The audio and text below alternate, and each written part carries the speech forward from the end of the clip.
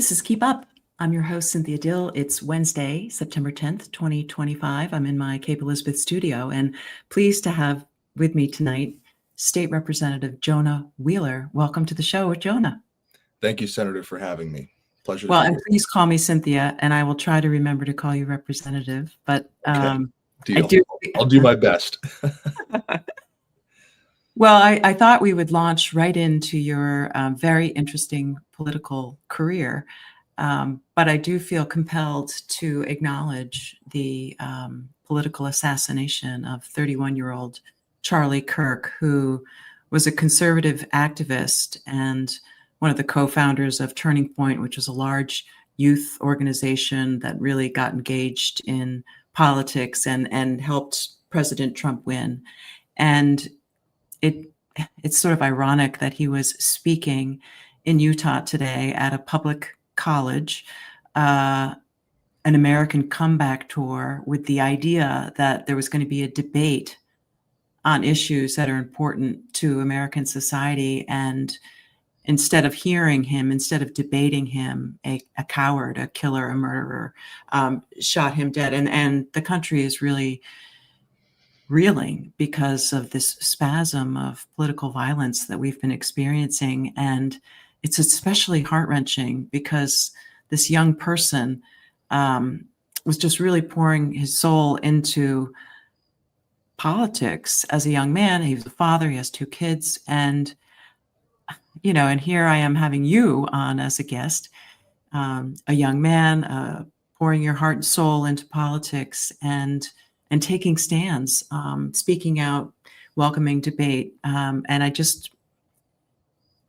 I'm saddened by what happened to Charlie Kirk. I'm grateful that you're here, and I'm just wondering if you have any reaction that you want to share with the audience before we launch into what we were going to talk about.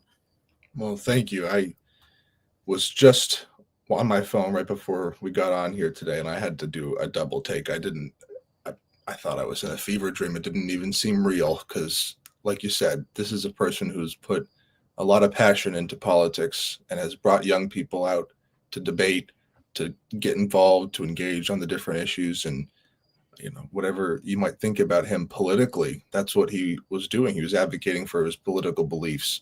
And in the United States of America, when advocating for your political beliefs, you shouldn't have to be worried about assassination on a public college campus. But today, I guess that's where we are. And that is just gut-wrenching to me on a very, it hits every fiber of my being. This very much so worries me. In this sequence of events the last week, watching a woman on our phones be stabbed on the bus or the train and have no one help her. I mean, we're in a bad place as a society, and this is just not good. The constant political violence that we're seeing is not good. And my heart is with Charlie Kirk's family right now and all the people who are deeply affected by what has just happened here. This is just shocking. It just is shocking. Well, it really is. And I couldn't help but think that, Charlie Kirk and I don't share a lot in terms of political ideology, but we do have some common ground. And the common ground we have is that he was not a big believer in gender identity laws and was a sex realist. And so, you find common ground where you can in politics. And in my view, you debate politics respectfully, because if your opponent can get shot for his or her political beliefs, that means you can get shot for your own. And this country was built on an idea, the idea that we could govern ourselves. And I'm just hoping that we can. And I must say, one of the things that gives me hope is people like you. So thank you for joining the show. It's especially poignant that you're on the show tonight, I think, because you are an inspiration to a lot of people. So for some of the audience that doesn't know too much about you, I introduced you as a state representative from New Hampshire, but there's more to the story. So tell us a little bit about yourself and what brought you to politics, and particularly what brought you to the Democratic Party. Well, that's a good question. I grew up here in New Hampshire. I like to say I was born in a bathtub in Keene, although it's not as bad as it makes it sound. It was a home birth in Keene here under the auspice of the Monadnock Mountain, which is our lone standing mountain here, which marks the whole region in the southern part of the state. And grew up going to different houses. We moved around just about every 3 months when I was younger, from age 0 to 10, and moved to Seattle to be with my grandmother, who was a travel nurse, and then Maine to live there for a few months in Gorham, actually a little rural town in Maine. Moved back to Peterborough about 3/4 of the way through second grade, and have been living in different places in this town of Peterborough ever since.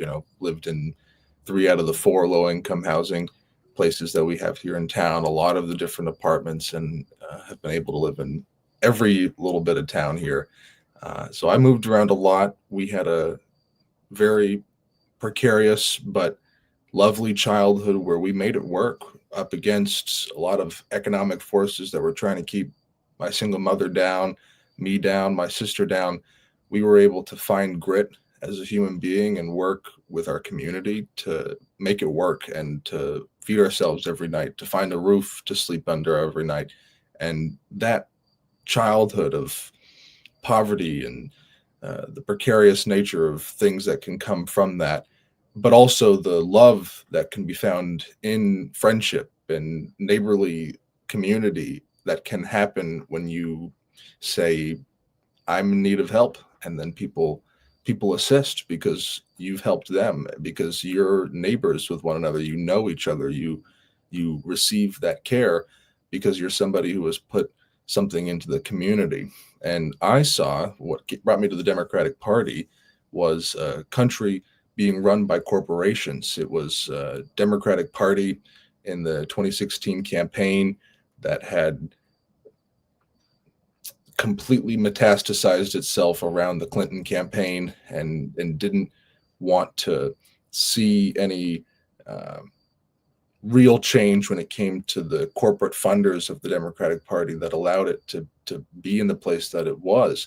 And after what had happened in 2016, I started to get, as many people did, much more involved. I started to get much more engaged and feel, well, if it's not going to happen from the top, then we have to make it happen from the bottom. And I got very much so involved in local politics and started organizing here in the state around different issues of healthcare or wage issues, labor issues, environmental issues, anything that was important to me at the time and was one that we could actually find an avenue to change. That's what we went out there and did, holding little clipboards, getting the signatures, going out there, knocking doors and trying to get people involved, going up to politicians and bird dogging them with tough questions. We did everything that we could, and was in the legislature as a result of that, having to testify on legislation that related to the topics that we were dealing with on the ground, and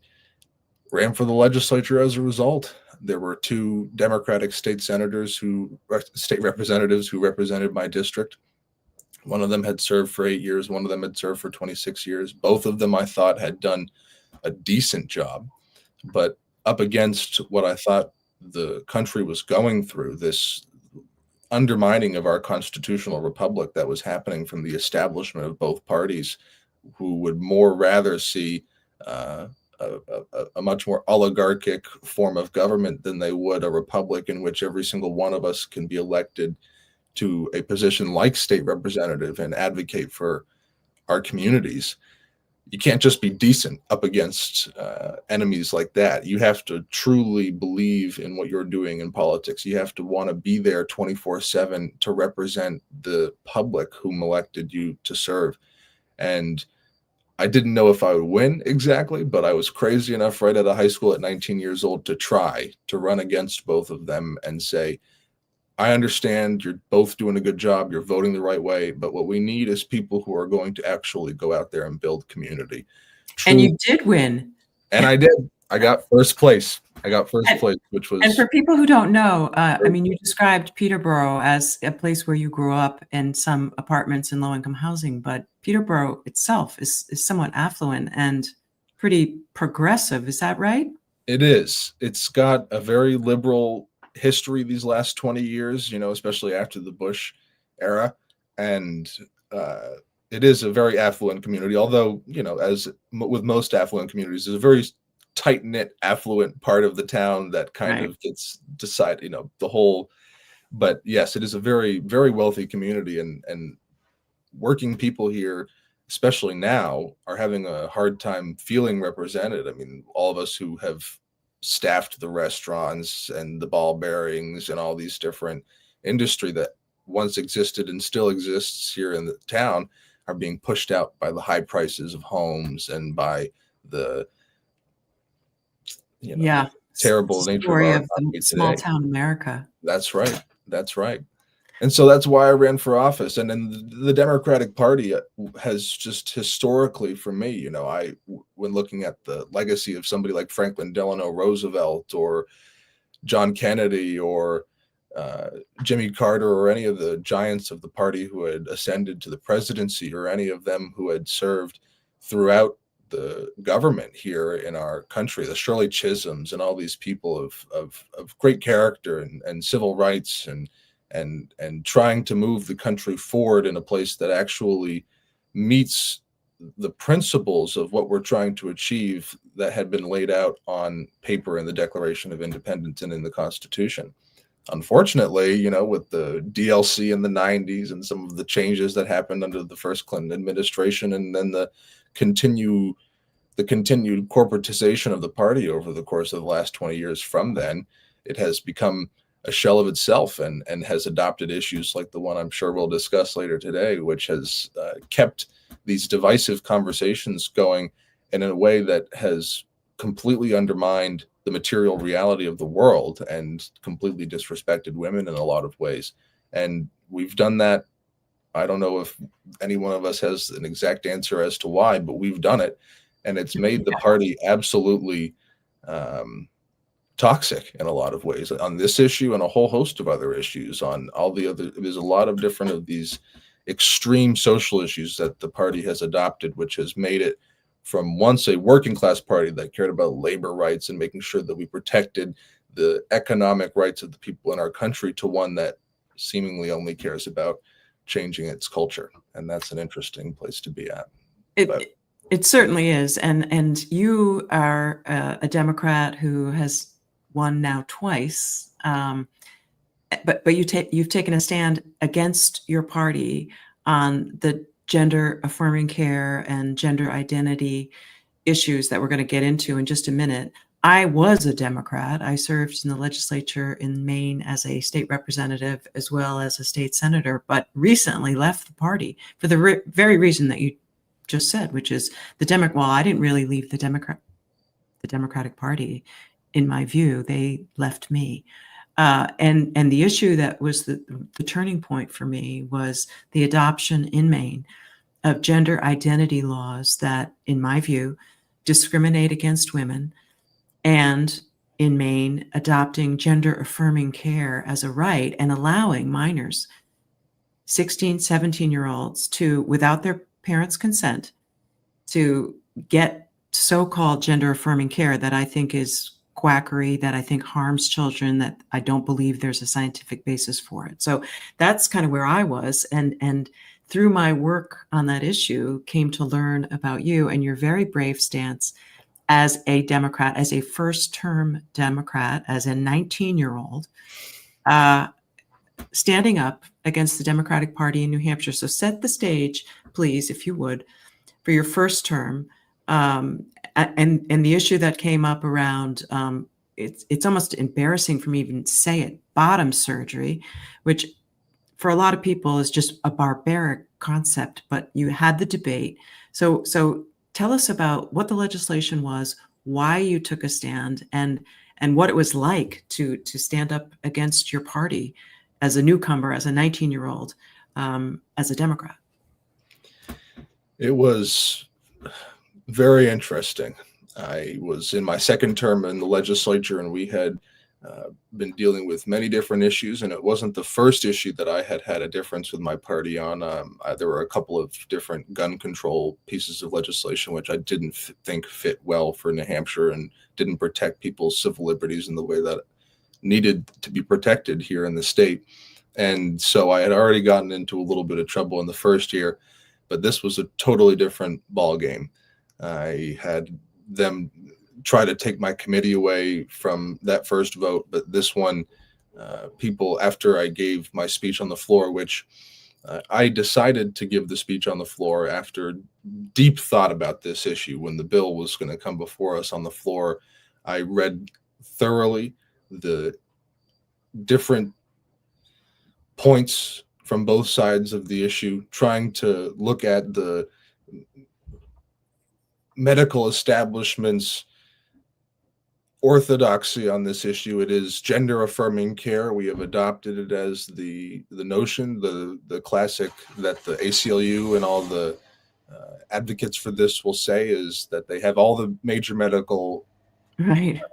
established organizations behind It them. saves lives. It saves lives. It's something that, and then you listen to the story of a detransitioner, someone like Simon Emiata or Chloe Ko or any of these incredibly brave people who have gone through this transition or whatever you want to call it, and then have come out of it with irreversible damage to their body, to their psychology, to their psyche, to themselves. That's, you cannot deny that. And there are so many people who, when up against this issue in the hearings and things like that, tried to say, what did the legislation that you're talking about attempt to do? What did the legislation seek to do? That's a good context to add. So it sought to ban bottom surgery for minors. So, and if you don't mind, could you just explain what bottom surgery is?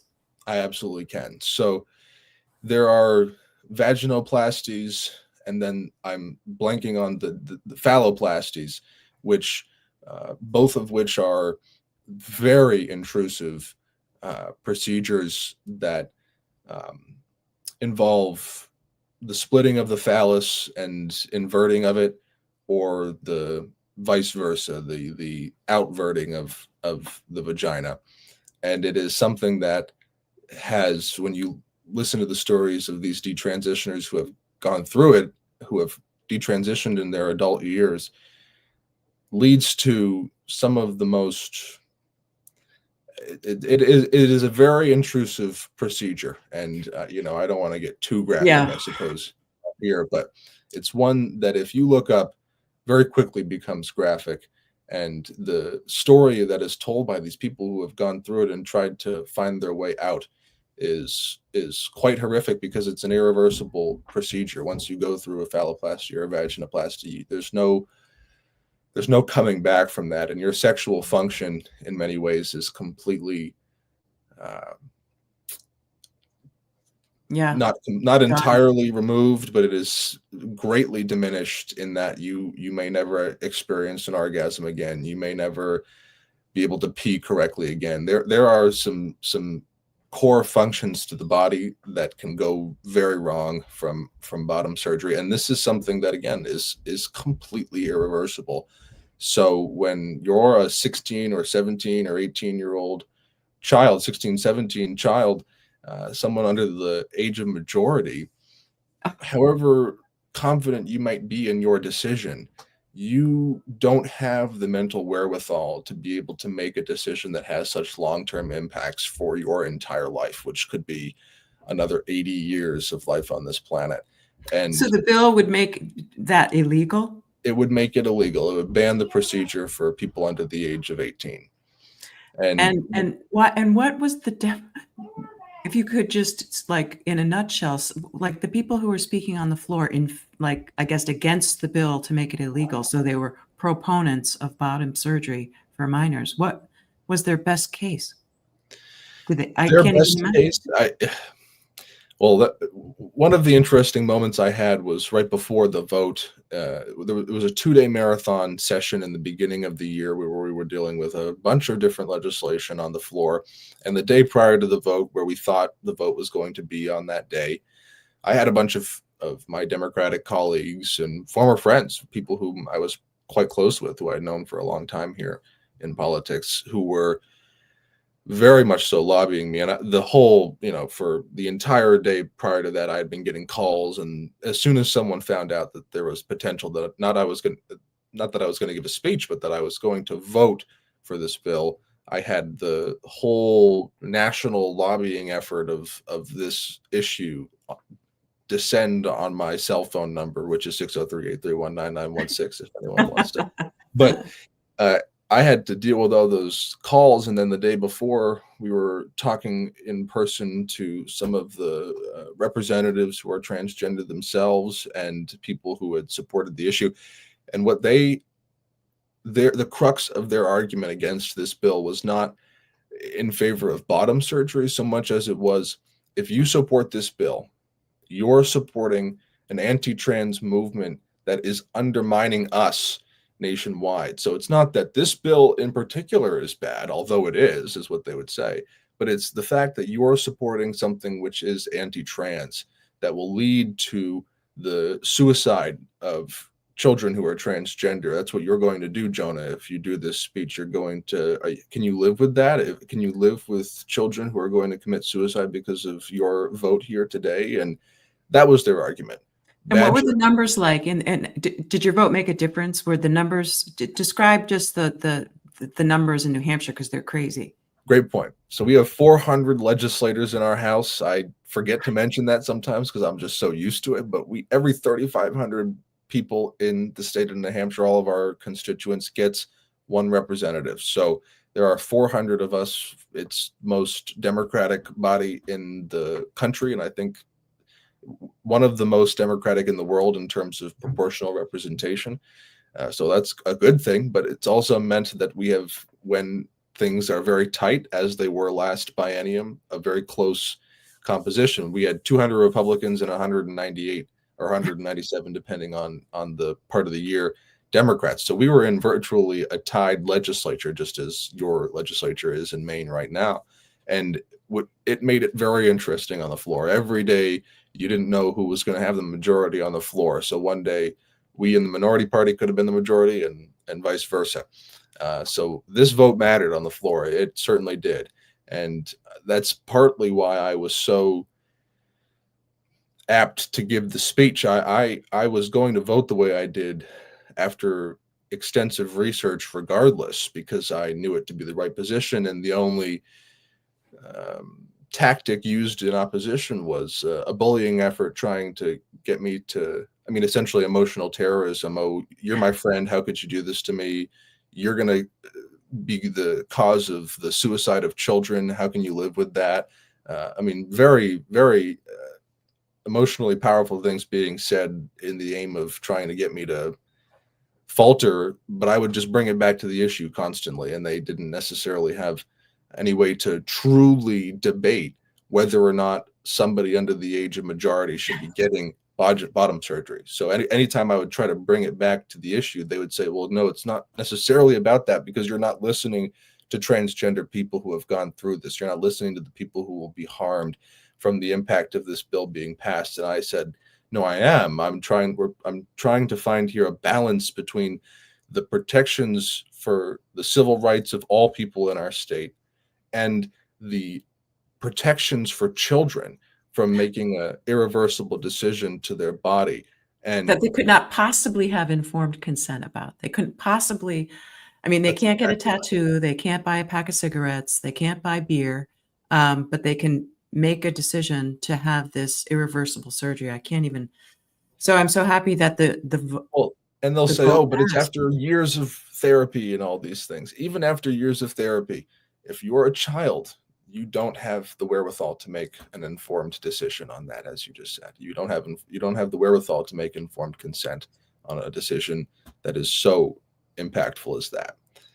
So I gave the speech on the House floor because I knew there were other people in my caucus who were feeling the same way, but were equally as scared of the badgering that was happening to me behind the anteroom and on the phone. People had heard about it prior to the speech, and they knew, oh boy, if he steps out of this box, he's in trouble.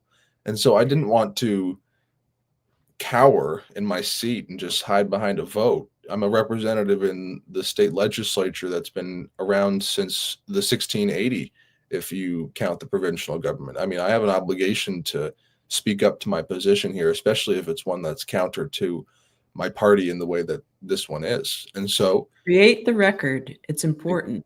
exactly. We're here to debate these issues. And if we can't debate them, we're leaving it to the whims of the bullies and their ability to get people to support or not support a particular issue based off of how effectively they can be bullied into doing it. And so I got up on the floor. Oh, sorry, go ahead. Oh, well, I got up on the floor and I spoke. And we had 11 other Democrats join with me. It was completely natural just from that floor on the speech. I had spoken to a couple of them beforehand, telling them that I'm going to give the speech, but I didn't tell many people that I was going to give the speech because I didn't want to get 10 times more lobbyist calls than I had already been getting. So I told a few people, got on the floor, and as soon as I'm on the floor, the faces of my Democratic colleagues were, I mean, some of them, I thought their head was going to fall off. They were violently shaking in their seats. And then after the speech had concluded, which I thought was, I did my best not to be, fall into the trap of this issue of going after transgender people and saying, oh, I was doing my best to find a balanced way to approach this issue in the protection of children, but also the protection of the civil liberties of all people in this state.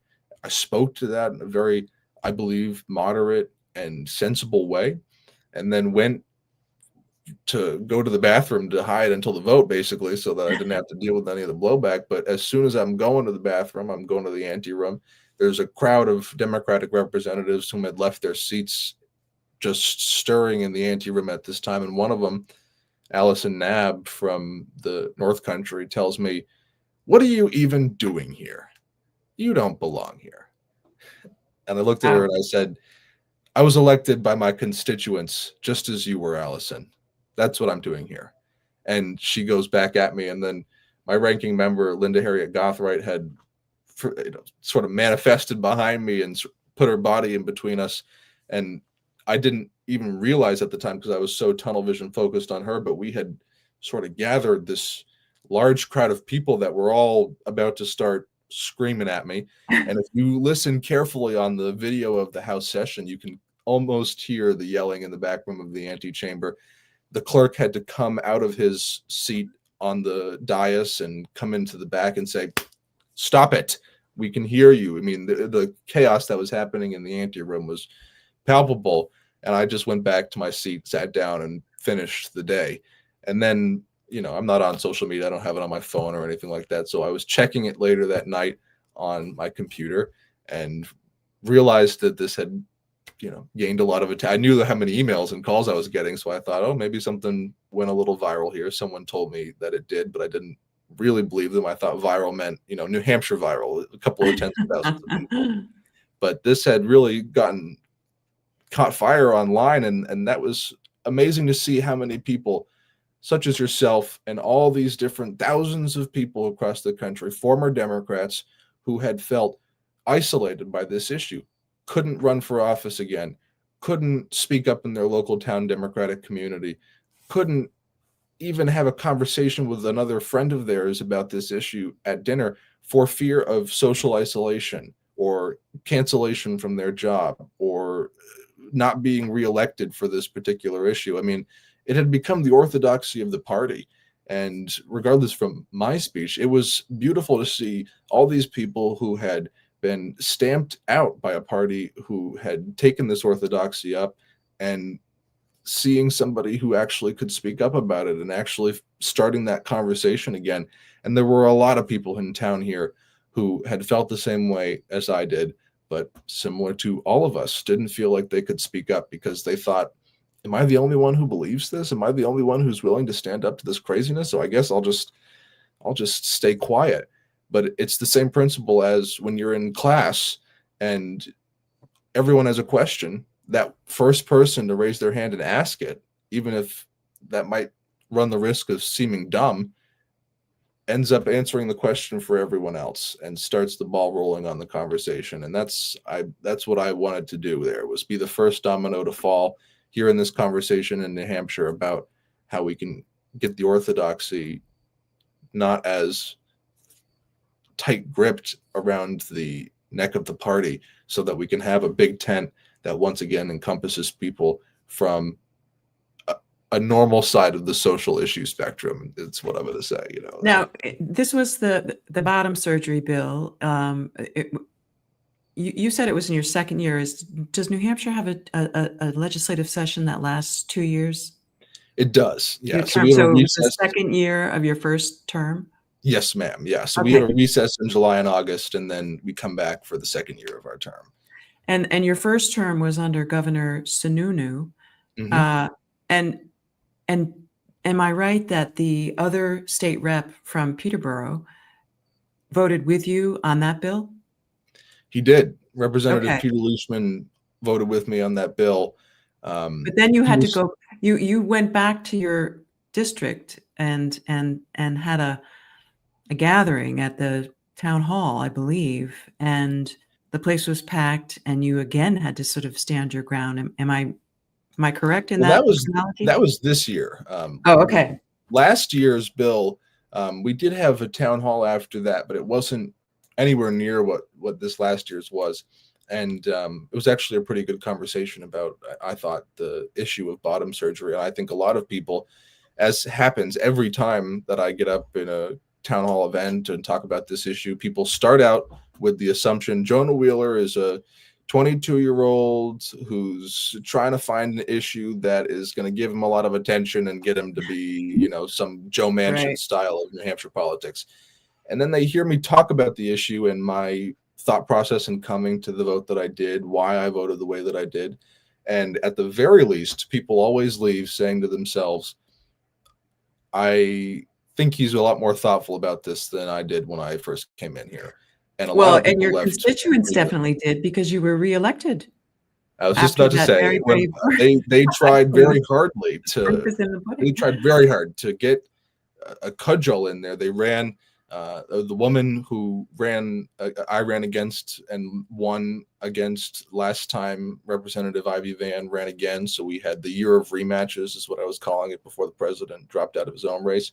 And a very tough campaign. I mean, it was, you know, her and I had never truly been cordial. She was somebody who didn't want to meet with me in the first election campaign, but this second campaign was more discordial than anything else. I mean, she really would go on to social media and have people, you know, for her go on to social media who would say things, you know, just blatant lies about me. And what I was thinking about when this was happening was, I was born and raised in this region, lady. You're from Florida. So oh, wow. I know a lot more people here in New Hampshire than you.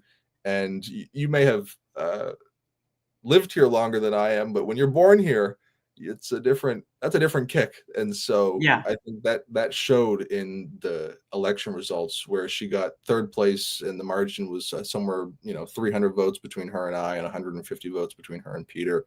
And very proud of that margin. I did not know what was going to happen. We don't have polls in our races, and so I'm relegated to just knocking on doors and hearing the word of mouth. I thought I was going to do well, but you can never really tell. All three of those candidates, despite my problems with Representative Van, are very formidable. They all have very formidable years in politics. Both of them have formidable years in politics. I'd like to think my first 2 years were decently formidable.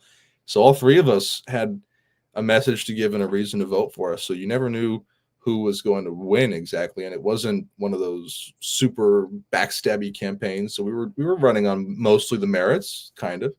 And did this issue come up? Like it did. It did. She tried to make it an issue in the debate and other things like that. But every time that it was brought up in a forum, it never really became a conversation beyond, this is why I did what I did, and I'm not afraid of standing up against my party when it is necessary. And I'd get an applause line, and then that'd sort of be the end of the conversation. She wouldn't rebut that comment. And so that pretty much ended it right there. I mean, there was the issue of guns actually ended up being more important to the effort to try to oppose me than the trans issue did, which I thought was very interesting given the composition of Peterborough. But in the But end, what's the issue with guns? well, there was an issue with the red flag law that I had, and a few of the other smaller different pieces of legislation, which took the gun control issue and I thought just went a little too far, where it stamped on people's civil liberties or their right to due process or their right to own and bear arms, which, you know, is obviously a conversation that we have to have in this nation of violence, but it's also one. The right to bear arms isn't just about being able to hold a pistol. It's about your inherent right as a human being for self-defense. And I believe strongly in the Second Amendment, not because I'm not even a gun owner, but because I believe in the right to self-defense, and because I've seen what you know, the Black community has gone through. When you talk about the gun control issue, you have to talk about it in the context of the first assault weapons ban being put in place as a response to what the California government was seeing with the Black Panthers and them holding rifles on the streets and things like that, showing that they too could bear arms in the protection of their people. And I think that that's something that's still true today, where you never know if a government is going to get tyrannical. So did you vote? Was your position against a red flag law, and your It opponent was, yeah, it was was. for it? Oh, wow! My opponent was for it, And you and and so you won. and I won, and I won. Good for you.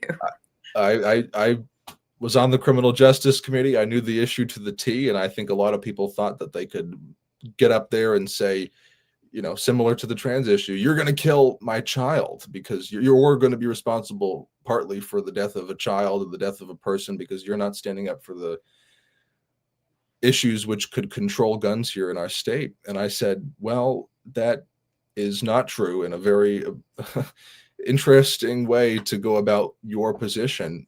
I personally believe in debating the merits of a piece of legislation, the text of the bill itself. When we were voting on those bills in the legislature, my caucus leader, one of them, told me, you need to support these because with this issue, we have to throw spaghetti on the wall. You mean the gun issue? Yeah, I don't believe in throwing spaghetti on the wall when it comes to people's civil liberties and just Well, in sloshing. New Hampshire, there's not a lot of, I mean, I know there's gun violence everywhere, but New Hampshire is not Chicago. I mean, Well, you, exactly. I mean, and the violence that's happening here are crimes of passion, where, you know, strong background checks would help, and I support background checks, but people can get a weapon, and you may be somebody who has crimes of passion are often people who have no record at all, who are brought to some moment of turning, and they go out and commit a crime of passion with a weapon that they might have that they in most cases have already had. And so when you do see a case like what happened in Minnesota, where someone goes out and buys a weapon and gets it to commit some horrible act, you can't blame the gun owners, the gun owners broadly, or the gun shop. It's this society which has allowed so much violence to be so pervasive in it. I mean, there's something much more deeper going on than simply the guns. We've had machine guns and things of the sort for a long time. In the 40s, in the 20th century, they had machine guns and of the sort.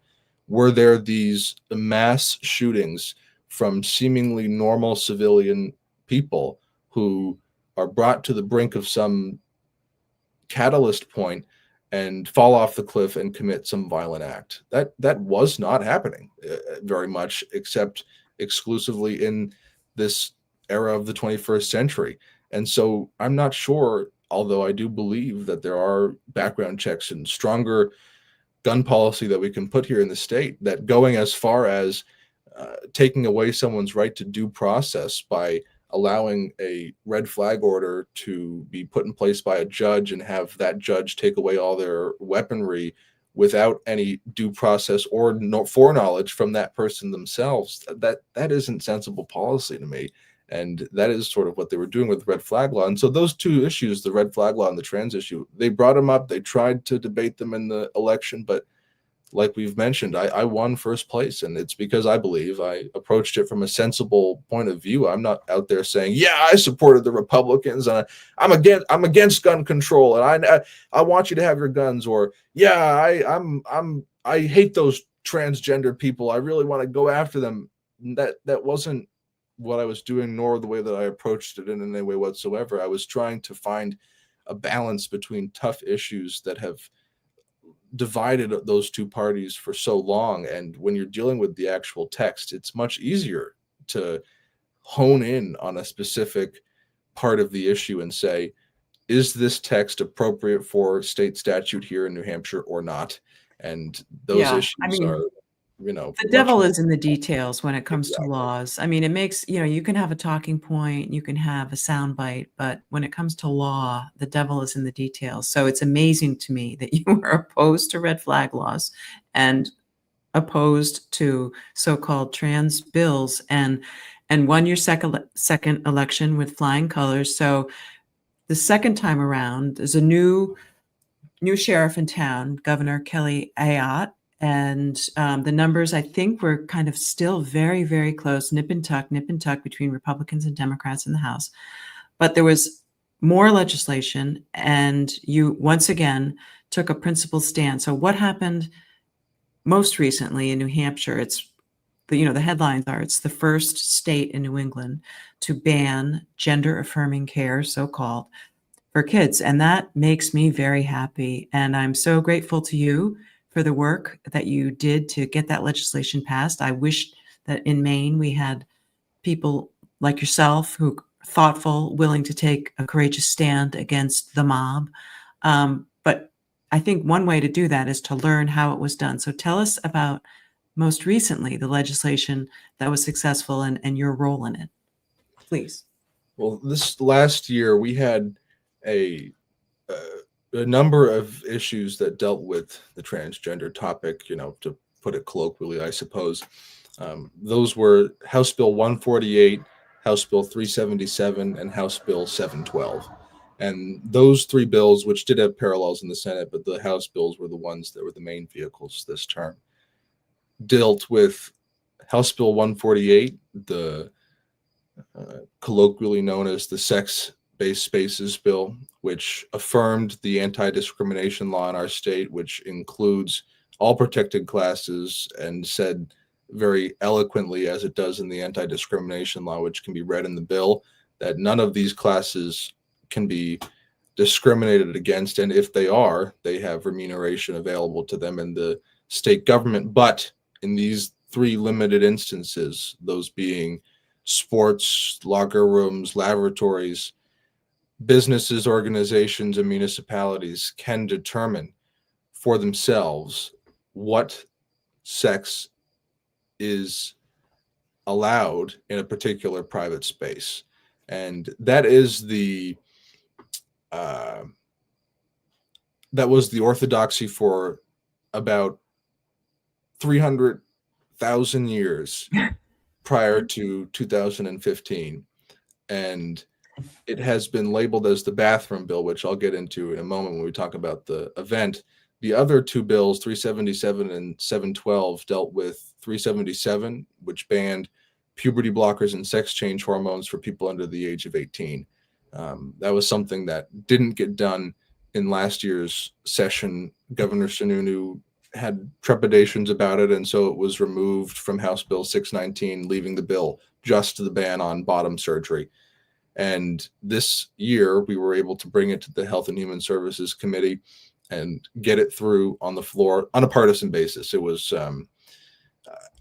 377, I believe I was in the initial vote, the only Democrat to support it, as well as the only Democrat to support HB 712, which was the ban on mastectomies for people under the age of 18, the removal of the cosmetic removal of breast tissue. So-called top surgery? Yes, exactly. Thank you. So-called top surgery. those three issues went to the committees. They garnered, as they had in the last biennium, a lot of attention from people on both sides of the aisle. I went and attended all three of those hearings, and I was again taken aback by the story of detransitioners and the people who had been supporting bills like HB 148 across the country, 377 and 712, who had such powerful stories about what these drugs, these hormones have done to their bodies and the irreversible events that have gone on to them that they are doing their best psychologically to recover from, but will admit that there is no real recovery from those psychological traumas which they had been put through. And that is something that, when somebody who says, I'm finally the person I am because of these drugs, gets up and speaks after them, I think to myself, well, that detransitioner was saying the same thing that you were several years ago. And here you are snickering to them. I mean, when the detransitioners were speaking in this hearing, I was standing in the back, and there were transgender activists who were sneering, snickering, booing, hissing in the back of the committee room. And then they'd get up to speak and say everything that person said was wrong, essentially. And I just couldn't stand behind a movement which would treat its opposing for the truth speaks for itself, as I've been saying. You don't need to bully people into believing the truth. And that is what I saw going on with 377 and 712 and HB 148. I saw not people trying to argue based on the merits, which I'm sure there were, but I saw people basing their arguments off of the emotion and the bullying tactics that I had seen last year. And I had a much more solidified position on those three issues. And so I did research on the particular bills themselves, but coming to the conclusion of giving a speech on this issue was much easier to me. I had the privilege from giving the speech in 2024 to meet people like Jamie Reed and all these other people across the country who had been talking about this issue very, they have experience. They're whistleblowers who have gone through this system, who have given these drugs out to children and are now talking about the dangers and harms that can come from the lowercase l liberal use of these drugs in the mass population. Meeting all these different people across the country, I was able to solidify my idea of these views a lot more. And when it came to the sex-based spaces bill, I had, in that summer prior to that vote during the election and in the fall leading up to the vote in March, extensively had gone through this issue and realized that the line that I had used before of who cares if somebody goes into your bathroom? I mean, this is someone who presents as a woman. Who cares? I mean, this isn't actually happening across our country. This isn't one of those real big issues. I've said that before. And when you take a second look and remove the veil from your eyes and listen to, like you said, like you just raised your hand, women who believe this themselves, and you disregard the bullies who would try to label that entire group of women as trans exclusionary feminists and saying, don't ever listen to them, don't ever talk to them, and actually listening to them and talking to them.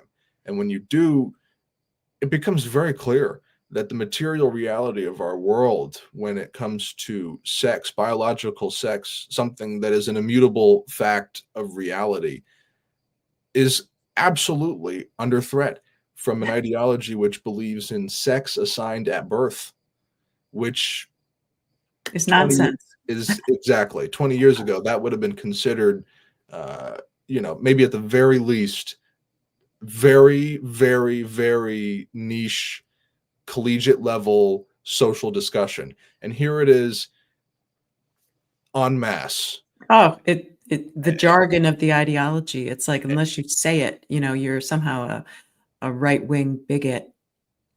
I heard someone the other day speaking about the religiosity of this whole movement where if you speak out, if I'm not using your language, if I don't have she, her in my bio, or he, him, or if I don't have, if I don't subscribe to your use of the English language, which is the rules for which are constantly changing, constantly shifting, and it makes you fully self-aware in what you're saying, which prevents you from speaking what you believe. I mean, It's a cult. It's a cult. I really, that and I say that a little bit with hyperbole, but I really believe that it has come to the point of cult, like it's so authoritarian. It insists that you buy into this ideology, all these ideas that don't make sense, being birth, sex assigned at birth, that there's two kinds of people, cisgender and transgender, that children can be born in the wrong body, right. that sports are a competition of gender identities and not human bodies. I mean, it's just a complete set of beliefs that are just a house of cards. They So really are. so you saw, you had your eyes wide open, and some of the bills passed, but some of them didn't. Why? Well, the HB 148, it passed. We got it through the House and the Senate. And Peter Leishman, my co-representative, he supported HB 148 alongside me. And I That was forgot the one. Remind me which the one. sex-based spaces bill. That Yes. was the Okay. sex-based spaces bill. That got through both chambers and made it onto Governor Ayotte's desk, and as did 377 and 712. I had given a speech for HB 148. It went, equally as viral online, and then we had a very passionate town hall event in March afterwards here in town, which brought out a lot of people from around the region who came and wanted to hear about the issue, and a lot of supporters who wanted to come and make sure that, I wasn't under any threat, which thankfully I wasn't, because the majority of people in that room, I believe, were supporting me in that event and making sure that it was clear that there were people in Peterborough who support this event, and so who support this issue and stand with me on the issue. 377 and 712 both passed. I believe I know that in 377 there was Representative Dale Gerard. He's a freshman who's also a mayor in Laconia. He voted with me on the puberty blocker ban, but I don't believe voted with me on 712. I gave a speech on 377. I had a big migraine that day, so I don't like watching that speech again. So I'm reading off my little notepad. But that I believe to be a much more important speech than HB 148, despite it having gotten a lot less attention. And I believe it to be a lot more important because, as you said before, no child is born in the wrong body. And this notion that there are children who are is dangerous, and it teaches it is cruel. And so when I said on the floor at the conclusion of my speech that this is probably the most controversial thing that I will say, that I have said on the floor thus far, and I've said a lot of controversial things, I guess, no child is born in the wrong body, and every body is beautiful.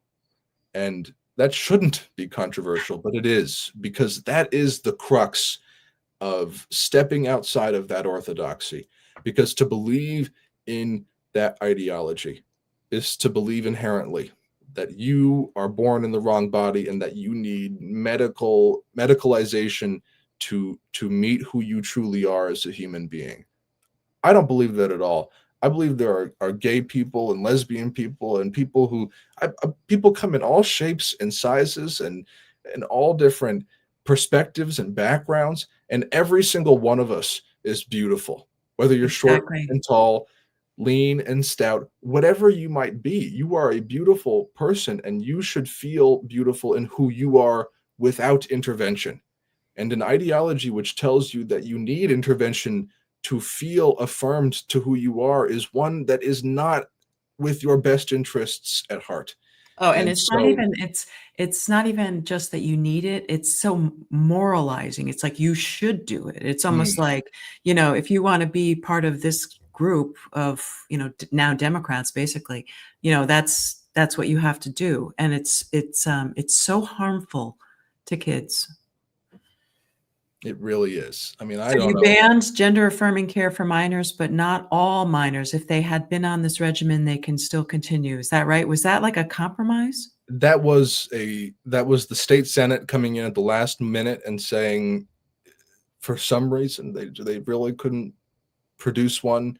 And unfortunately, committees of conference have become such that instead of happening as they were supposed to, where the conversation between the House and the Senate actually happens in the committee on the video, it happens between leadership behind closed doors. So we don't really have a full picture as to why they did this. But yes, they grandfathered in anybody who is already on these procedures will continue to be allowed to be on these procedures. But anybody after January of 2026 cannot, if you're under the age of 18, get puberty blockers or sex change hormones in the state of New Hampshire, because we passed it through both chambers and signed it by Governor Ayotte. And I have to say, people say, oh, the work that you did. I gave a speech, and I sat in the audience a couple of times, talked to a couple of representatives about it. There were people, and this is, again, to get back to where we began, common ground can be found on both sides on many different issues. You don't have to agree with somebody on 99% of the issues, but if you agree with them on one, work with them on that one issue. And that's what we were able to do with this issue is, people, Lisa Mazur, representative from Goffstown, she was the spearhead of this issue. It was people like Jamie Reed and all the people from LGBT Courage Coalition, Simon and Eva and Chloe, and all these people who came out to New Hampshire to tell their story as women, as people who had these procedures, who had taken these drugs, and getting the legislature to realize that this isn't an issue that is, despite its national attention, it's not one that is there just to divide us. It is truly one that requires legislative solutions to it. We need to stop these procedures from happening for people under the age of 18. We need to reaffirm the material reality of sex-based spaces, sex-based sports Amen. in our world. And that is something that's not a distraction from the other issues. The legislature, you have to be able to pat your head and rub your stomach at the same time, walk and chew gum. You have to be able to deal with a number of issues. And anybody that tells you your one speech on that issue is your whole body of work is just lying to themselves. And they're in the wrong business. They shouldn't be in politics. That's a great point. They shouldn't be in You're politics. just in the wrong business if all you're about is just, moving with the party. So what is it, do you think, about the Democratic Party that has it so entwined in this ideology? Like in Maine, you could sort of connect the dots because the majority leader of the Democrats, the year that we adopted and enshrined gender identity into the law, which is the foundation for all the other bad stuff that happens. He was the executive director of Equality Maine, and it was on their agenda. And right around the same time that we adopted gender identity, I think New Hampshire did too. It was 2019 for Maine. I think you said it was 2018. Yeah. So what is it that's driving the New Hampshire Democrats to push this issue? Is it special interest groups? Well, there are a lot of special interest groups on this issue, and what we've seen since just about 2015, circa 2015, is these special interest groups, the Human Rights Campaign, the HRC, GLAAD, and all of these other different LGBT. It just breaks my heart. These organizations that I've always been, aligned with in so many ways. I always had a lot of respect for GLAAD, for the equality marriage, the ACLU. Work they've done for gay and lesbian advocacy is incredible. Yeah. And for them to sell out. It's just exactly to sell out and to sell all their gay, lesbian children out who are now being medicalized into something that they wouldn't have been otherwise. I mean, this is, when you listen to the LGBT Courage Coalition speak, I mean, they speak about this far more eloquently than I could as a straight man, but they talk about what it's like to be a child who's different, who's gay, who's lesbian, and then have that exploited by people who are saying, no, you're not gay, you're not lesbian, you just need sex change hormones and sex change surgery to affirm who you are.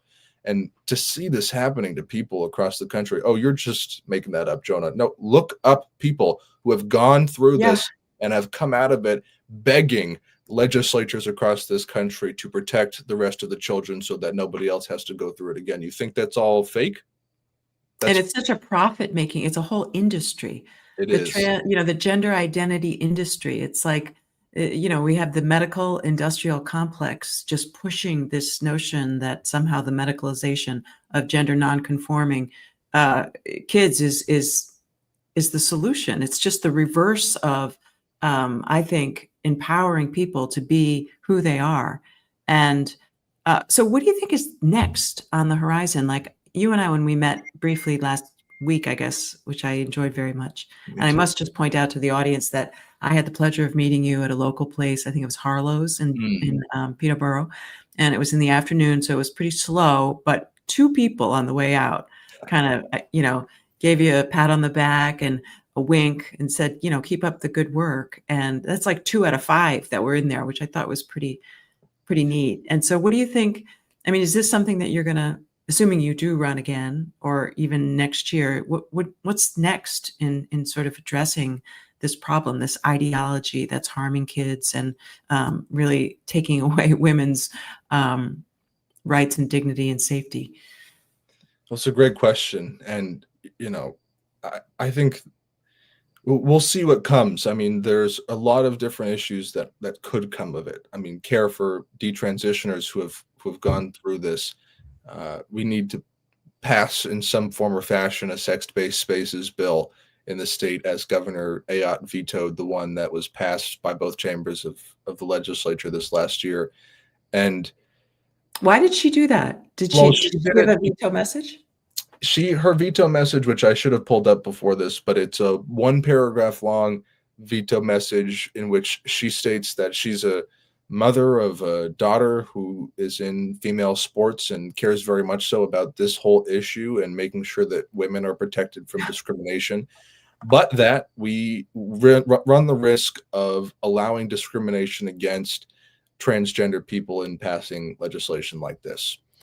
And she was, I believe, worried about litigation from these very well-funded national organizations that would have certainly put the state into litigation. And I can't speak for the governor, but she put out a 1 paragraph response to her veto to this bill, which will be dealt by the floor in our veto day session. But I don't expect anything to come of that.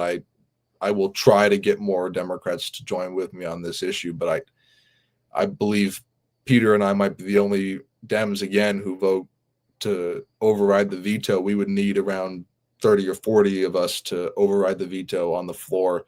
They have the votes to override the veto in the Senate, but there's a 40 vote split in the House, but that's not enough to override a veto.